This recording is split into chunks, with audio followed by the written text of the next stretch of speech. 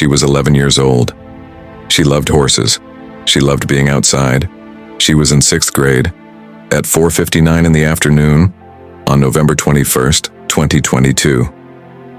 Madalina Cojocari stepped off her school bus in Cornelius, North Carolina, a quiet suburb just north of Charlotte. She walked toward her home on Victoria Bay Drive. The street was ordinary. The neighborhood was calm. And she moved out of frame. That bus footage, recorded by the onboard security camera on her Charlotte-Mecklenburg Schools bus, and later released publicly by FBI Charlotte, became the last publicly confirmed image of Madalina Cojocari anywhere. In the days, weeks, and years that followed, not a single confirmed frame of her has ever been recovered.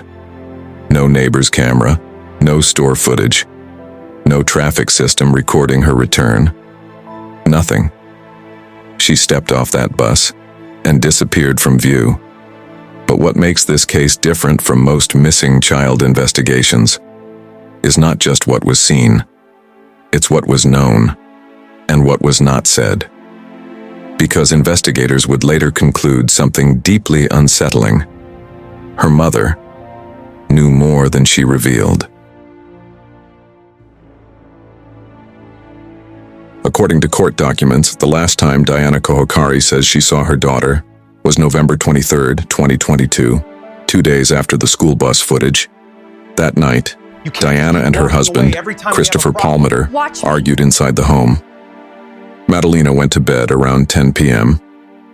The next morning, Thanksgiving Day, Palmer drove to Michigan, telling investigators he was going to retrieve some items from relatives. Diana says she entered her daughter's room around 11:30 that morning. Madalina was gone. She did not call police. Days passed, a week passed, Thanksgiving break ended, school resumed. But Madalina never returned at Bailey Middle School. I've checked the records again. We're showing a status of unexplained absence for the past 4 days. The family hasn't responded to our calls. A school counselor noticed the absences. She tried repeatedly to contact Diana Cojocari. Eventually, Diana agreed to bring Madalina in. But on December 15, 2022, 23 days after Madalina was last reportedly seen, Diana Cojocari arrived at the school alone. She told staff she had not seen her daughter since November 23rd. She said she did not know where she was. School officials contacted police that same day, and for the first time, law enforcement learned that an 11-year-old girl was missing. But investigators would soon uncover something that made the 23-day silence even harder to explain. Diana Cojocari's timeline did not match the evidence. Our data shows her phone pinging across town on the 2nd. These timelines don't match up. When investigators began reviewing phone records, they found something that directly contradicted Diana Cojocari's account. This message was sent on December 2nd. That confirms the timeline discrepancy. On December 2nd, 2022, 9 days after Diana claimed she last saw her daughter, a text message sent from Diana's phone suggested she was still in contact with, or in the presence of, Madalina. After the date, she told police she had disappeared. On December 3rd, 2022, Diana Cojocari drove toward the mountains of western North Carolina. She later told investigators she was searching for Madalina. Surveillance footage placed her at a vehicle service shop in Hickory during that trip. The employee who serviced her car reported seeing no child with her. Then, on December 16, 2022, 1 day after Madalina was officially reported missing, surveillance cameras at Sugar Mountain captured images of a man and a child. Investigators later said the pair appeared physically consistent with Madalina Cojocari and with a man named Octavian Sebanu, Diana Cojocari's only known blood relative living in the United States, a former customs officer from Moldova. Phone records also showed extensive communication between Diana Cojocari and Sebanu on December 2nd, the same day investigators believe Diana may still have been with Madalina. In December 2022, both Diana Cojocari and Christopher Palmer were arrested, but neither was charged with harming Madalina. Neither was charged with kidnapping. Neither was charged with murder. The only criminal charge filed against them was failure to report a missing child. And when investigators searched the family home on Victoria Bay Drive, what they found next raised even more questions.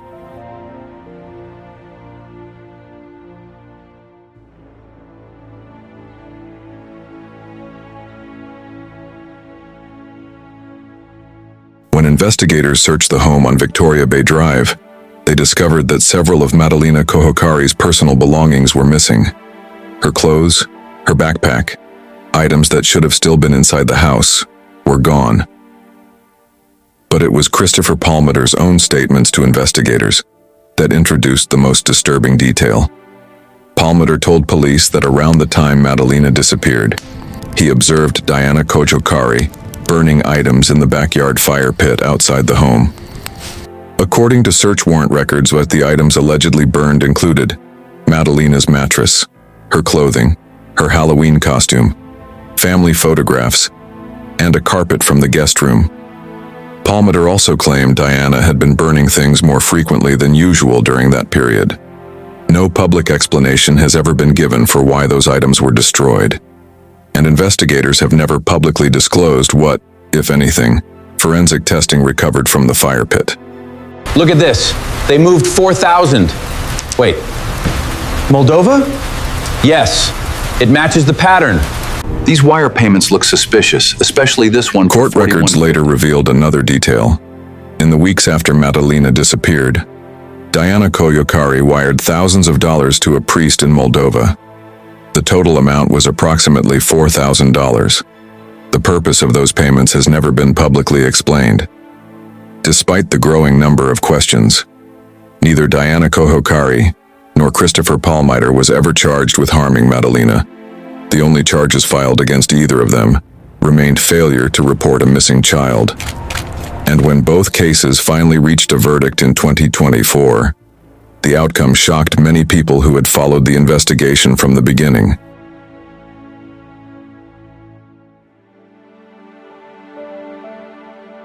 In May 2024, Diana Cojocari appeared in court and pleaded guilty, not to harming her daughter, not to concealing a homicide, only to failing to report Madalina missing.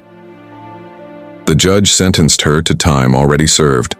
She walked out of jail that same day.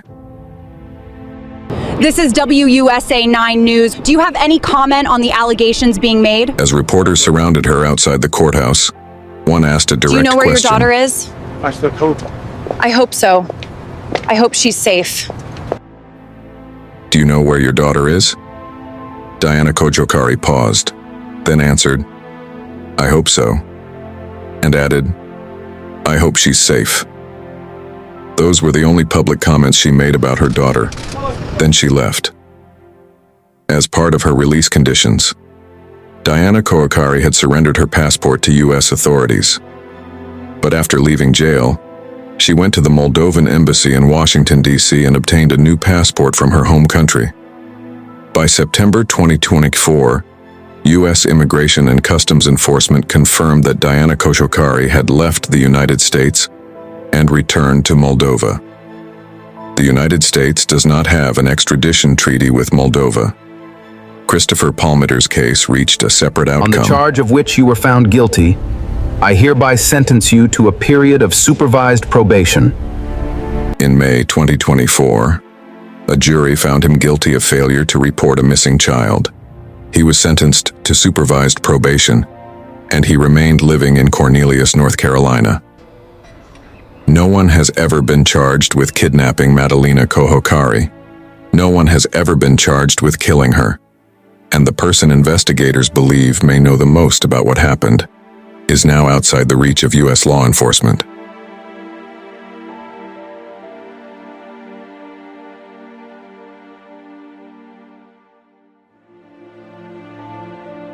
More than 3 years after she disappeared, Madalina Cojocari remains missing.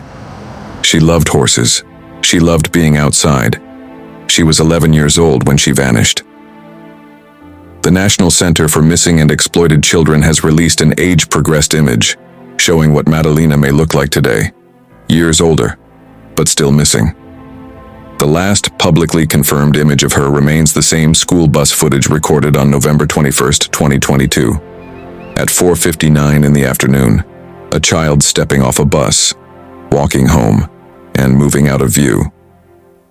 Investigators concluded that Madalina Cojocari's account of events did not fully align with the evidence. Phone records and other investigative findings challenged the timeline she initially provided. Several of Madalina's personal belongings were later reported missing from the home, and investigators examined allegations that items connected to her had been burned in the backyard fire pit. On December 16, 2022, surveillance cameras at Sugar Mountain captured images of a man and a child. Investigators later said the pair appeared physically consistent with Madalina Cojocari and with Octavian Sabanu, but no public evidence has ever conclusively established their identities. Today, Madalina Cojocari is in Moldova, Christopher Palmater remains in North Carolina, and no one has been charged with causing Madalina Cojocari's disappearance. The investigation remains active. And years later, the central question has never changed. What happened to Madalina Cojocari? If you have any information regarding Madalina's whereabouts, contact the Cornelius Police Department at 704-892-7773. What is your tip? Or the FBI at 1-800-CALL-FBI.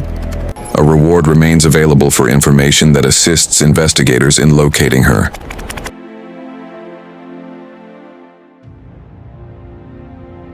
An 11-year-old girl stepped off a school bus. Someone knows what happened after that, and until that question is answered, this story is not over. If you believe cases like this deserve continued attention, subscribe to the Incident Archive. We document real investigations, real people, and the questions that remain long after the headlines disappear, because somewhere, the truth about Madalina Cojocari still exists, and someone knows where to find it.